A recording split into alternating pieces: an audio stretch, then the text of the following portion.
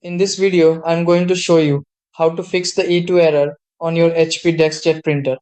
I'm using a Deskjet 2800 series, but this applies to the 2600, 2700 and 2800 series because the E2 error means the same thing on all of them.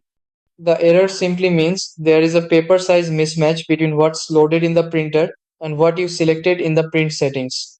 Important steps. 1. Cancel the current print job showing the E2 error. Check the paper loaded in the printer. For example, A4, A5, later, etc. 3. Adjust the paper guides correctly so the paper fits snugly in the tray. 4.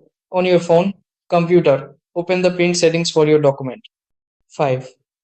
Make sure the paper size in settings matches the paper in the printer. A4 with A4, A5 with A5, etc. 6.